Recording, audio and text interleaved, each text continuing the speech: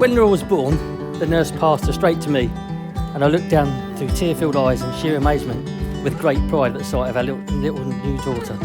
I still feel about her that way every time I see her because she's so very special and will always be Daddy's little girl. She cares about everyone. She's determined and always achieves what she needs to. This was the case in dancing, playing instruments, riding a motorbike, beating Chris at Mario Karts, or me in a BMW M4 because she was much lighter. Laura turned out to be such a lovely, intelligent and caring person because of the love and support given to her by her amazing mum Sue, who I cannot thank enough. Laura and Chris really enjoy gaming and live music and have an extensive collection of game consoles, some of which you'll see later. They're lucky to have a large group of friends who are all here today to make this special occasion. Most of their close friends have visited our house whilst in the sixth form when we were out at the pub. We enjoyed having a nightcap with them when we got home. We also get invited to their houses now for drinks, which is really nice. All of us parents wish Laura and Chris all the happiness in the world, as they're such a lovely couple and great together. They like all the same sort of things, both have a wicked sense of humour. I know that Chris will look after and protect Laura, so Laura and Chris, may the force be with you.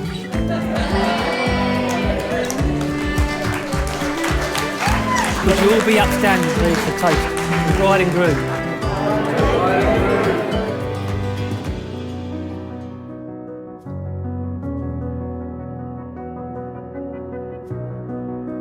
Love is temporary madness. It erupts like volcanoes and then subsides. And when it subsides, you must decide.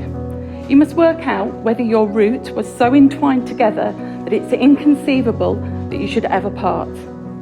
Because this is what love is. Love is not breathlessness. It's not excitement. It's not the declaration of promises of eternal passion. That's being in love, which any fool can do. Love itself is what's left over when being in love has burned away. And this is both an art and a fortunate accident. Those that truly love have roots that grow towards each other underground. And when all the pretty blossom has fallen from their branches, they find that in fact they are one tree and not two. I do solemnly declare that I know not of any lawful impediment why I, Christopher Peter Morgan, may not be joined in matrimony to Laura Jane Chapman.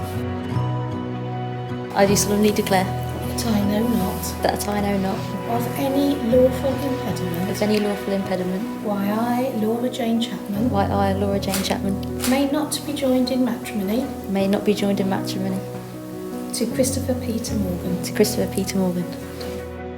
I call upon these persons here present to witness that I, Christopher Peter Morgan, do take thee, Laura Jane Chapman, to be my lawful wedded wife. I call upon These persons here present to witness that I, Laura Jane Chapman, do take thee, Christopher Peter Morgan, to be my lawful wedded husband.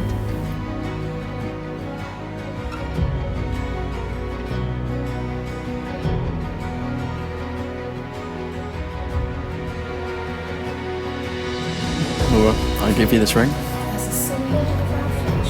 as a symbol of our friendship and as a symbol of the commitment that we have made here today. To love, respect and care for each other through good times and bad for the rest of our lives. Chris, I give you this ring as a symbol of our friendship with a symbol of our friendship and of the commitment we have made here today. and of the commitment we have made here today. To love, respect and care for each other. To love, respect and care for each other Through good times and bad. for the rest of our lives. For the rest of our lives. Thank you very much for that.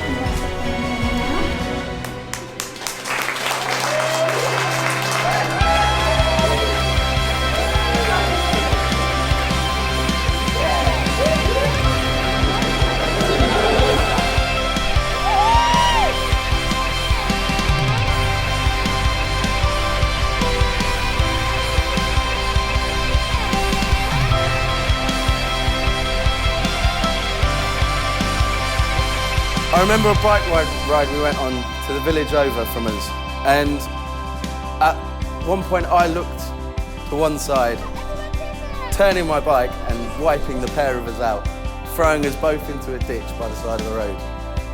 Chris, without a second thought, jumped up and got me up first and made sure I was okay.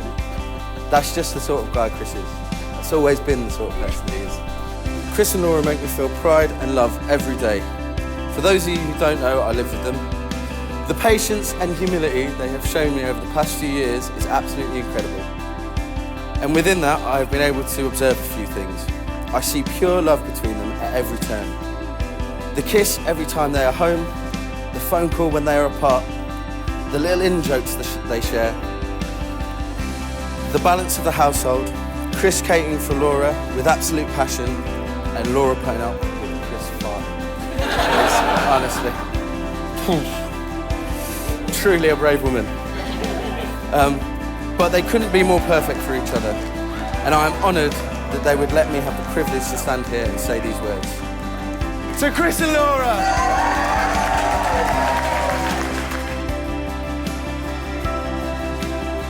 My last thank you, of course, goes to my beautiful new wife, who is an absolute star, made all of this possible, and when I say that, I really mean that. She makes everything we do possible, sort of thing. I mean, the woman is a tour de force of single-minded getting stuff done. And you've made my life infinitely better, and I'll never stop thanking you for it. One of my friends turned around to us about a week ago and sort of said, if you had to think of one story that sums you up as a person, what would it be? And we had a little think about it, maybe a few beers, but we had a little think about it, and one story came up because I was like, it's got to be a me and Laura story. And I sort of thought, you know what actually perfectly sums up me and Laura was actually when we got engaged. So, largely because I was left to plan this on my own. So, we've got as far as Rome, flown out business class, everything's still fairly secretive and that is brilliant. And we decided, I sort of had in my head and that Trevi Fountain, I'd been there once before as a young child, I thought it was the most romantic place in the world. I thought, that's it, that's going to be perfect, that'll be the one. So we've got off the train, we've got to the hotel, we've unloaded all our stuff, we've sort of hit the streets and that, and Laura's like, can we go to bed? And I'm like, no, can't go to bed, you've got to come over here. We've got round to the Trevi Fountain, we're about to round the corner and that, I thought, oh, this is going to be properly beautiful and that, and we've turned round the corner and seen the Blues and Twos arresting a load of Italian teens for drinking by the Trevi Fountain. So that didn't work out so well, but we went back to the hotel, we sat out on the balcony, I put a violin rendition of Sum 41 on,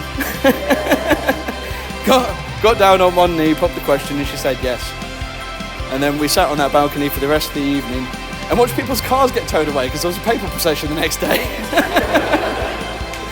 and that I think is the story that sums up me and Laura and our relationship. Cynical, funny, brilliant though it is.